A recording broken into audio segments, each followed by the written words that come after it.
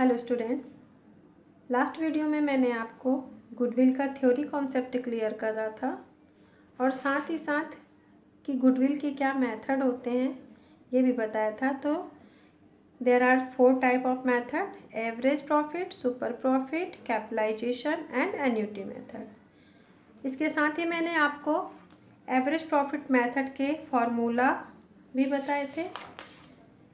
आज हम next method के बारे में पढ़ेंगे जिसे हम कहते हैं super profit method. Super profit method का मतलब ही है कि जो बिजनेस को एक नॉर्मल प्रॉफिट एज्यूम किया जाता है और जब पूरे होल ईयर का हम प्रॉफिट निकालते हैं और उसे पूरे ईयर से डिवाइड करते हैं तो एक एवरेज प्रॉफिट फाइंड आउट होती है।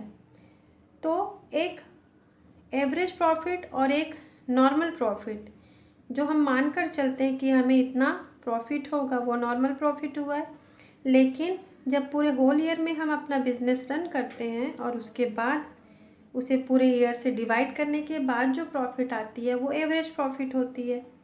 तो इस तरीके से जब हमारा एवरेज प्रॉफिट नॉर्मल प्रॉफिट से अधिक होता है, दैट मीन्स एक्सेस होता है, वो हमारे लिए सुपर प्रॉफिट कहलाता है। अब सुपर प्रॉफिट कैसे फाइंड आउट करेंगे? तो इसके लिए एक सिंपल सा फॉर्मूला है, super profit equals actual average profit. देखो बच्चों, मैंने आपको वही बताया कि एवरेज प्रॉफिट क्या है, जो हमने पूरे होल ईयर बिजनेस किया और जिसे ईयर से डिवाइड करने के बाद पता चला कि पर मंथ हमको एक एवरेज अनुमान लगाते हैं कि इतना प्रॉफिट हुआ, और नॉर्मल हम पहले से सोच कर रखते हैं। तो दोनों का जो डिफरेंस है वो हुआ सुपर प्रॉफिट। नॉर्मल प्रॉफिट आप कैसे फाइंड आउट करेंगे? उसके लिए है फॉर्मूला, जब पार्टनर्स फर्म में कैपिटल लगाते हैं या कैपिटल एम्प्लॉयड है और एक फिक्स्ड परसेंट से रेट ऑफ रिटर्न दिया रहता है तो उसके अकॉर्डिंग हम नॉर्मल प्रॉफिट फाइंड आउट करते हैं। देन कैपिटल एम्प्लॉयड कैसे फाइंड आउट करेंगे? तो उसके लिए फर्म में जितने भी हमारी रियल एसेट्स होती हैं उसकी वैल्यू को टोटल करेंगे। देन हमारे बिजनेस की जितनी भी एक्सटर्नल लायबिलिटीज़ होती हैं, जैसे क्रेडिटर्स हो गए, बैंक ओवरड्राफ्ट हो गए, आउटस्टैंडिंग एक्सपेंसेस हैं, ये सभी हमारे एक्सटर्नल लायबिलिटीज़ हैं। इनको डिडक्ट करने के बाद हमें कैपिटल एम्प्लॉयड फाइंड आउट होती है। And lastly goodwill find out करने के लिए सुपर प्रॉफिट, ये जो हमने सुपर प्रॉफिट निकाला है उसे नंबर ऑफ परचेस ईयर से मल्टीप्लाई करेंगे तो हमको फाइंड आउट होगा गुडविल। सेकेंड मेथड है कैपिटलाइजेशन मेथड। कैपिटलाइजेशन मेथड में 2 टाइप्स के होते हैं मेथड जिसमें हम गुडविल फाइंड आउट करते हैं। First, capitalization of average profit method basis, मतलब एवरेज प्रॉफिट को बेस बनाकर किया जाएगा गुडविल फाइंड आउट। और second, capitalization of super profit.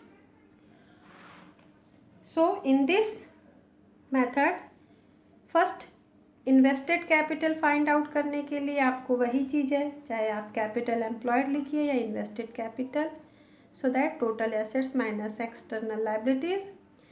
And capitalization method of average profit, जब हम फाइंड आउट करते हैं एवरेज प्रॉफिट आता है। अब यहाँ पर नॉर्मल रेट ऑफ रिटर्न हमारा डिनोमिनेटर में जाएगा और इंटू 100 करेंगे। जो हमको वैल्यू फाइंड आउट होगी वो कहलाएगी आपकी कैपिटलाइजेशन ऑफ एवरेज प्रॉफिट।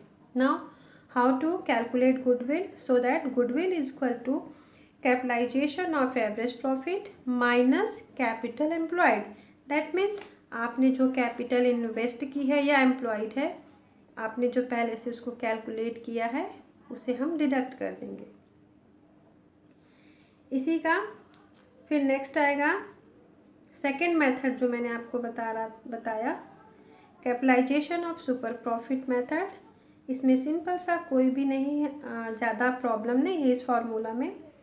इसके लिए बहुत ही इजी सा है, हमारे पास सुपर प्रॉफिट जो फाइंड आउट होती है उसे into 100 upon normal rate of return, इसके अकॉर्डिंग।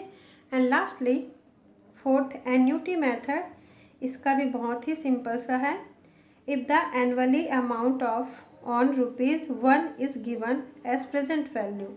इसके लिए फॉर्मूला है goodwill is equal to super profit upon annuity amount और वैल्यू।